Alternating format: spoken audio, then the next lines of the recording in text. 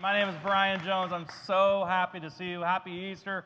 We're glad you're here. You're dressed up and ready to go. And it's just a real privilege to be here. We want to welcome those of you who are new, those of you who are watching online.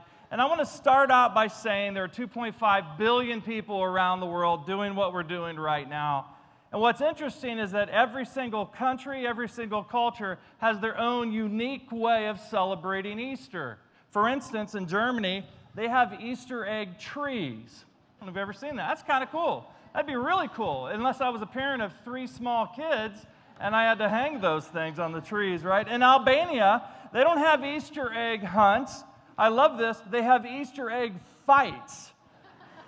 I couldn't find a lot of footage on this Albanian tradition because I assume the first rule of Easter egg fight club is...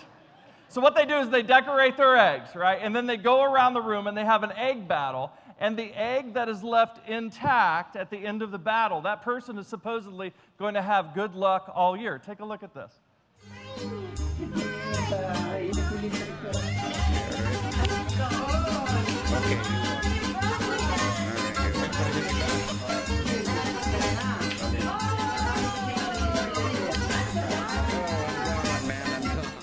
Doesn't that music make you want to have an Albanian egg battle? I want to do that today. We're doing the Albanian egg battle. Let's do this. In the city of Corfu, Greece, every Easter morning, the church bells chime at exactly 11 a.m., and as soon as people hear the church bells ring, this happens.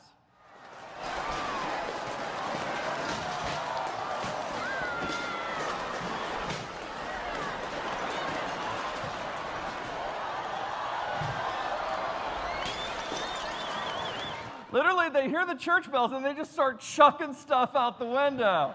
It goes back to when Napoleon came through town and the citizens essentially were trying to help out the army by essentially dropping this stuff. I found a picture. I have to show you this picture. Look at the expression on this woman's face right here.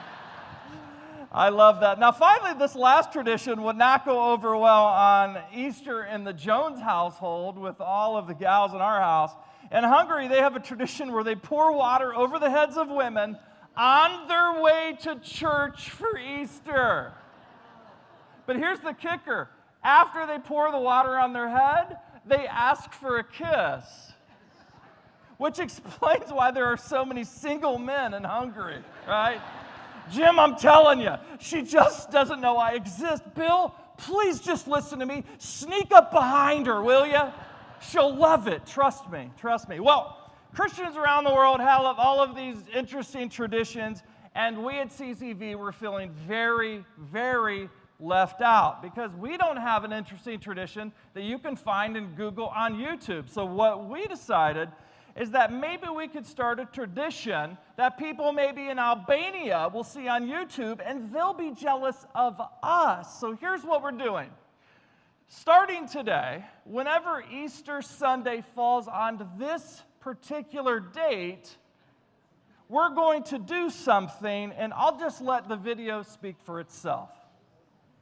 Hey, Eric and Brian, we're at Meshach Physical Therapy in Skippack, and I am challenging my brother here to a little mano-a-mano competition. Now, the reason we're doing this is last fall you challenged me to do something. Yes, I took you to a haunted house, Shocktoberfest. And it was the worst possible experience in the world. So what I'm doing is I am challenging my friend right here to who can last longer in childbirth.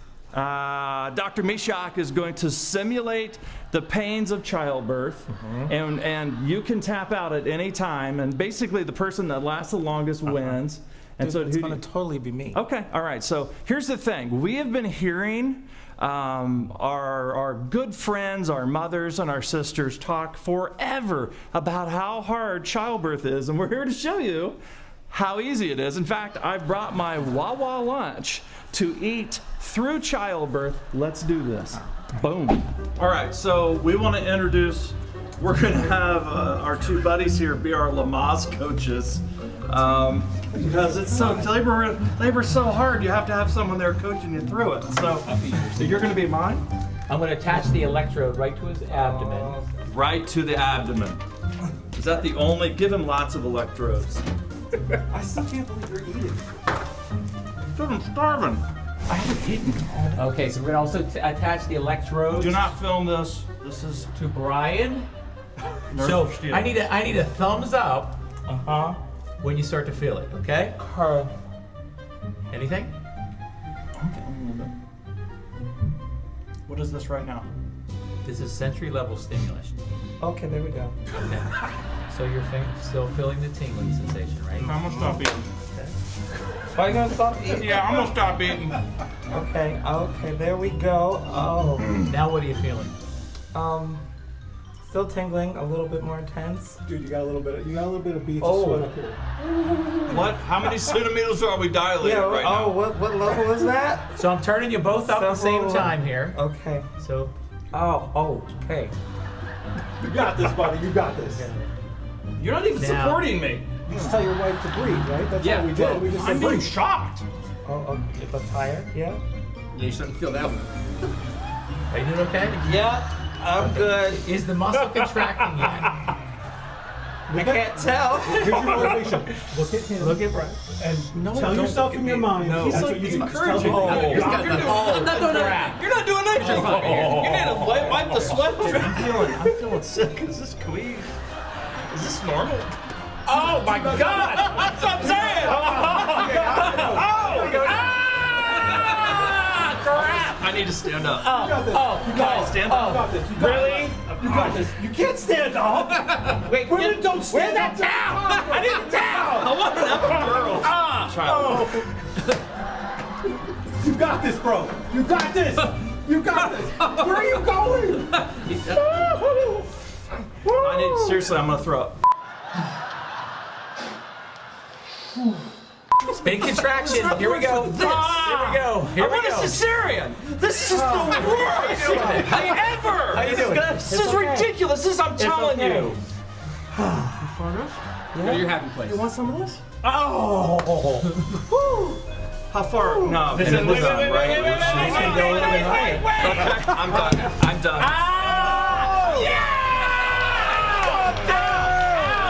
I want to congratulate you. You got me. But here's the thing. What day is Easter Sunday? What day is that? April 1st. It's April 1st. Yes. Listen, the Bible talks a lot about forgiveness. Okay? And you believe that, right? You believe that Yes. with all your heart. Yes. Okay. Yes. I'm about to tell you something. April Fools, my power was never turned on. That's a joke, right? I love you, bro. Are you serious? Never on. Are you serious? I was acting the whole time. I told you I hate the high house. I told you I was gonna get you back. April Fool. Are you serious right now? Oh yeah. He's not hooked up at all. You did nothing. It was Frank's idea. Are you serious? You went along with it? No.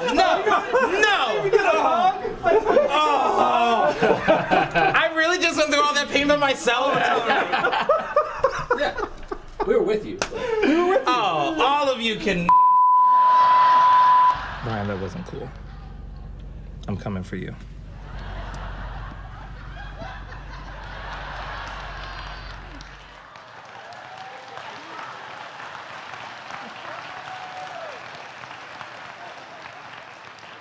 Yes, I am going to hell. I know it. Well, one tradition we're going to practice every single Easter, regardless of the date, is we're going to remind ourselves why the resurrection matters, why it is our hope as believers and the afterlife. And so I'm going to read from the Gospel of Mark, chapter 16. You can follow along. If you download our church app, go to the App Store, type in Movie Church. It will bring up the app. You can follow along by typing the Bible tab. Let's read. When the Sabbath was over, Mary Magdalene, Mary the mother of James, and Salome bought spices so that they might go to anoint Jesus' body. Very early on the first day of the week, just after sunrise, they were on their way to the tomb, and they asked each other, "Who will roll the stone away from the entrance?" But when they looked up, they saw that the stone, which was very large, had already been rolled away. As they entered the tomb, they saw a young man dressed in a white robe sitting on the right side, and they were alarmed. Don't be alarmed, he said. You're looking for Jesus the Nazarene who was crucified. He's risen. He's not here. See the place where they laid him, but go tell his disciples and Peter, he's going ahead of you into Galilee, and there you will see him just as he told you. And I love the way the story ends. Trembling and bewildered, the women went out and fled from the tomb, and they said nothing to anyone because they were afraid. This morning, I want to point out two things from this passage, two reminders. And the first is Jesus' resurrection means our past can be forgiven. There's not a person here that's done something that God didn't know about and that God won't forgive. You know what? Verse 1, it says, Mary Magdalene, for instance. This is a great example. Mary Magdalene. Magdalene is an interesting name because it's not her first name. It's actually a nickname that she was given. Magdalene comes from Magdala, which was a little village on the western shore of the Sea of Galilee. Now, that's what we know, and so we assume it's a reputation. It was a nickname that she was given, Mary from Magdala. But why? Probably the Gospel of Luke gives us a little more information. It says that after this, Jesus traveled about from town to town, proclaiming the good news of the kingdom of God, and the 12 were with him, and also some women who had been cured of evil spirits and diseases. Mary, called Magdalene, from whom 7 demons had come out. In other words, when Jesus met Mary, she was in such pain that one of two things are happening. I believe in demons, no doubt. I believe that's what the Bible is teaching, but it could be what the gospel writers are saying, that in the same way our congregation partners around the world with groups of people that rescue young girls from trafficking, pulls them out of brothels, prosecutes the perpetrators, and this little 7-year-old girl at Rafa House has slept with 600 men. You develop what psychologists will point out, multiple personality disorder, as a way of coping. And so maybe that's what's happening, or maybe they're talking about actual demons. It doesn't matter. Mary was in a tremendous amount of pain. So Jesus comes and he meets her. And he tells her, you can be forgiven of everything that you have ever done. Maybe there are some things that you regret. I think we all share that in common, don't we? We all have regrets. We've all made mistakes. We've all sinned.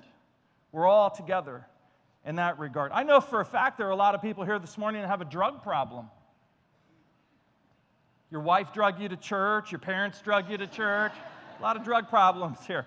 But you need to understand that regardless of how you got here, how much you matter to God and how much he loves you. And if you're here, and this is the only time you ever come to church for the rest of the life, you need to understand, you are loved. And you could be forgiven. Now, I don't mean to make light of this. You might actually struggle with a drug problem. It doesn't matter. He loves you, and you can start over. You might actually have done something that is unforgivable in other people's eyes. Doesn't matter. He loves you.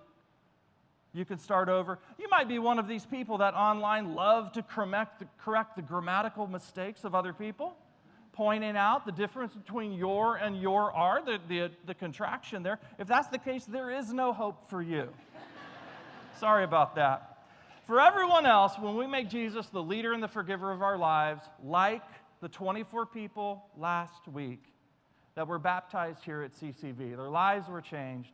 You have the opportunity to start over. But here's the other thing. For those of us who are already Christians, who are already bought in, I think Easter is actually an opportunity for personal rebirth as well. How many of you are here this morning and you're like, you know what, it's time for a change in my life. It's time for a change. God is calling me to do something different. God has been tapping on my shoulder for too long to do that particular thing, and I've been holding off. And what the resurrection tells us is that there's a whole lot more strength. There's a whole lot more strength going on inside of you that you realize. One of my favorite quotes comes from a 19th century writer, George Eliot. He said, "It's never too late to be what you might have been." I love that regardless of how old you are, no matter how many barriers you're facing, how stuck you feel. It's never too late to be who you might have been. Now, I love that quote especially because a lot of people don't realize this, that George Eliot was a pen name for a woman named Mary Ann Evans. Mary Ann was a novelist in the 19th century in a very sexist culture. She realized that no one was going to read her novels if she put her actual name on that. And so she stuck it to the man and changed it to a man's name and became a best-selling author. I just think that sort of gumption comes from someplace deep inside. And for those of us who are believers, don't ever forget that quote. Don't ever forget what the Apostle Paul says in the book of Ephesians, chapter 1. This whole letter to the book to Ephesians, the first chapter is a prayer. And in the middle of that prayer, it says, I pray that the eyes of your heart may be enlightened. I pray that you may see a light bulb go off. In order that you may know the hope, that we're not stuck, the hope to which he has called us, the riches of his glorious inheritance in his holy people, his incomparably great power for us. And I want to pause there. See where it says, his incomparably great power for us who believe, the power that was exerted at the resurrection of Jesus. I don't like the way the NIV translators translated that word for us. It comes from the Greek word eis, which is a preposition which means into or in. In other words, what you have inside of you is the same resurrection power that God exerted when he raised Jesus from the dead. There is nothing that you're going to face where you're stuck. Ever. Never. So maybe there's a time to be reborn. The other thing is, Jesus' resurrection means I could be 100% confident that I will go to heaven when I die. I mentioned that we had a baptism service last week where we baptized 24 different people. And they were like, you know what, I'm ready. I'm all in. I meet so many Christians. I'll ask them jokingly, are you going to heaven? And they're like, I kind of hope. Yeah, I'm kind of thinking. And I'm like, to go your entire life as a Christian and not know with 100% certainty that you're going to heaven is like going against everything that Jesus said. The early church talked about how Jesus was like a first fruits. Like there's a big bucket, right, of blueberries. And they bring it into the room. And the first person to grab that blueberry and taste it tastes amazing. Jesus' resurrection, he was the first man in. And when he was raised from the dead and went through the door, he turned around to the rest of us and said, oh, trust me, it's happening. It is happening. You are not nuts the way you're made fun of in our culture, that you're stupid and ignorant because you believe in this stuff. It's real. They're wrong. John chapter 11 says, I am the resurrection and the life. He who believes in me will live even though he dies. And whoever lives and believes in me will never die. And then he asked this, do you believe this? A number of years ago, a very good friend of mine here, Dave Don, good friend of many of us here, got cancer. And it was so sad for so many of us to watch him slip away week after week and month after month. I'll never forget walking into his hospital room the day that he passed, reading him stories about heaven, about the resurrection, about the new body that he was going to get.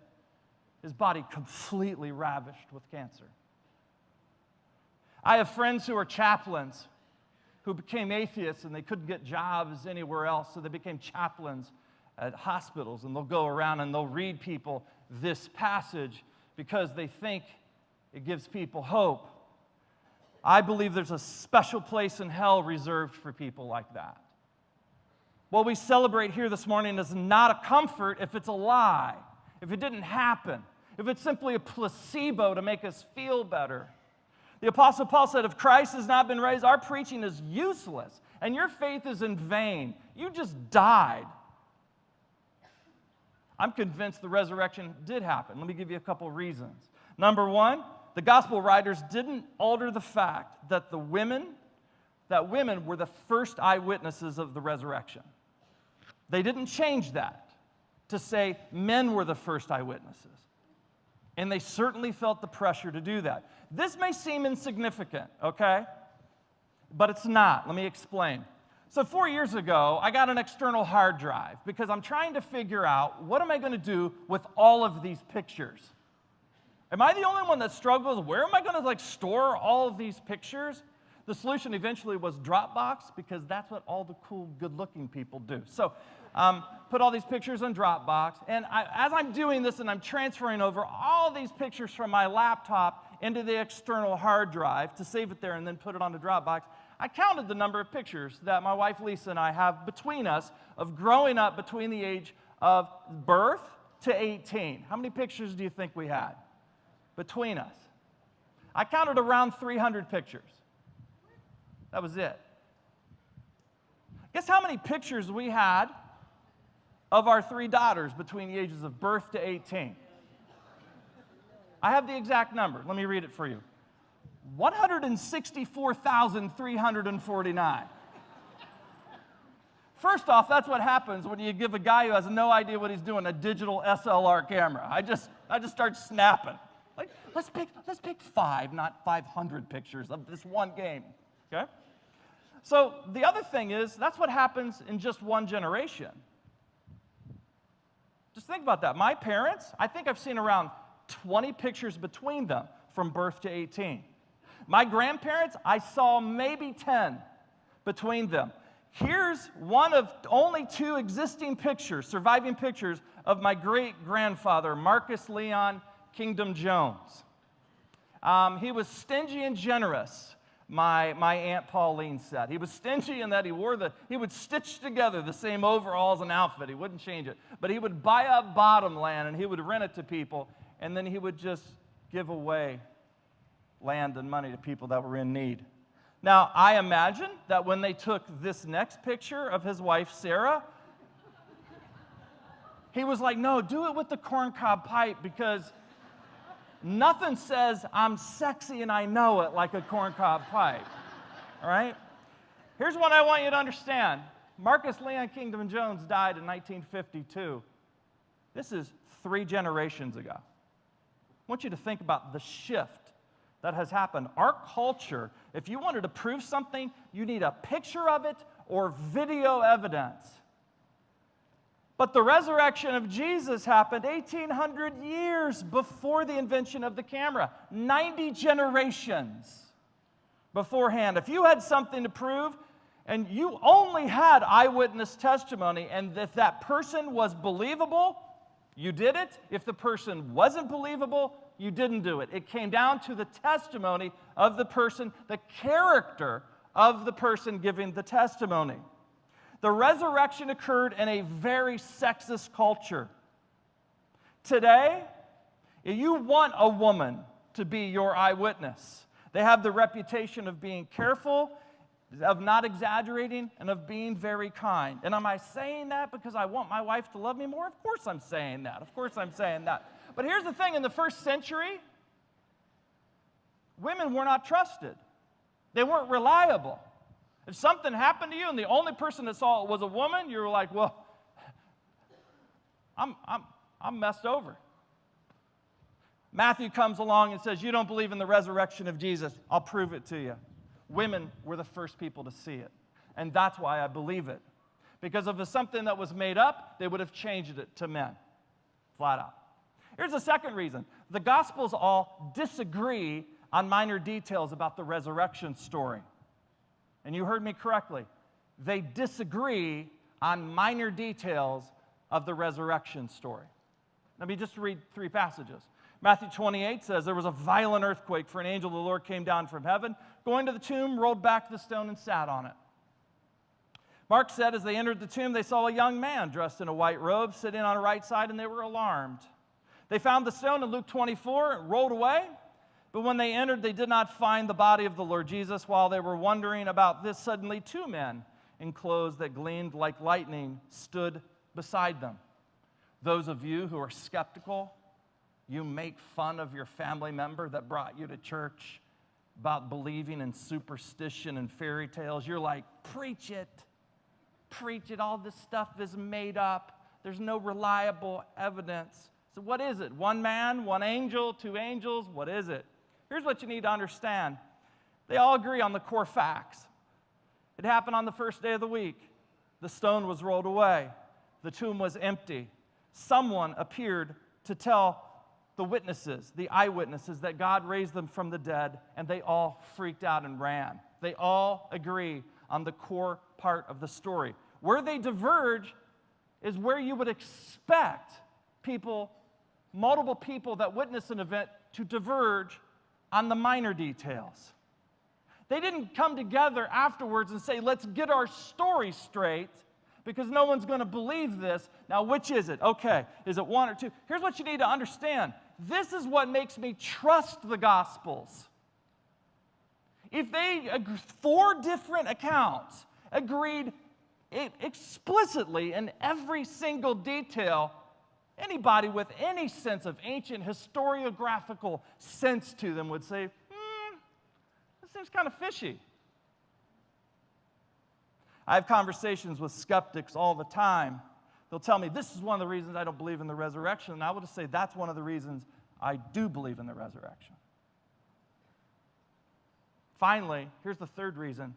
No one dies for something that they know is a lie.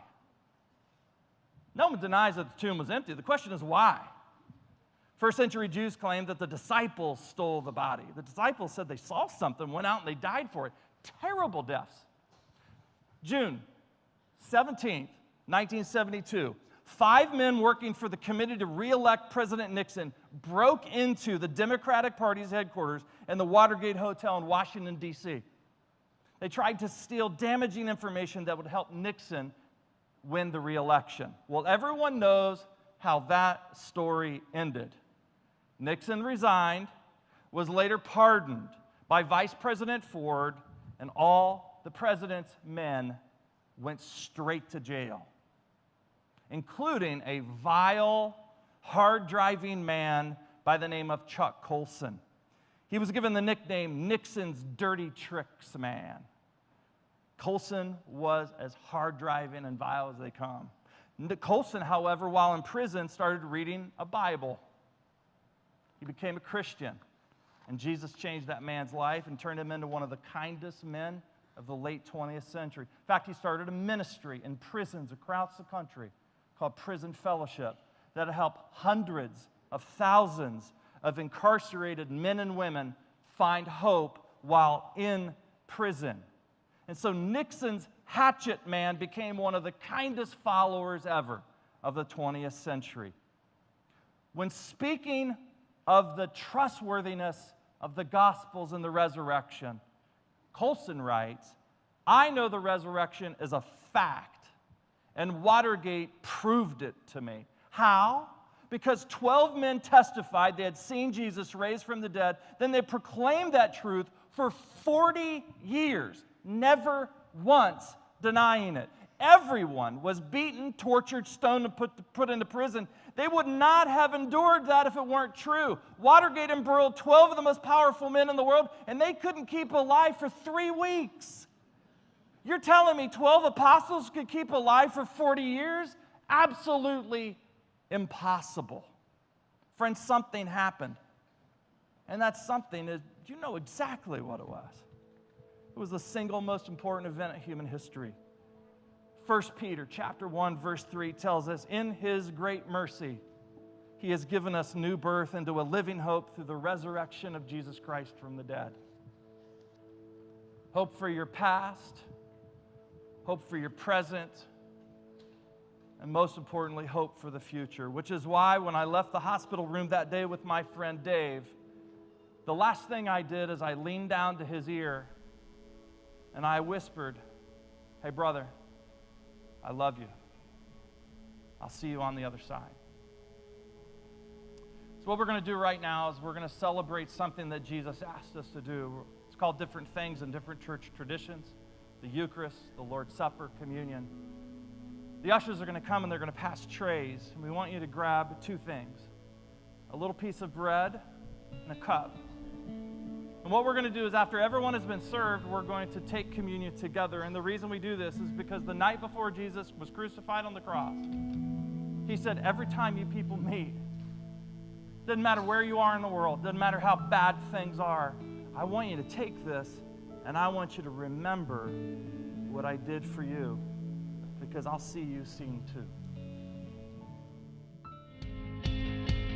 Thanks for watching today's message. For more practical resources to help you and your family, please go to Brian's website at happinessable.com.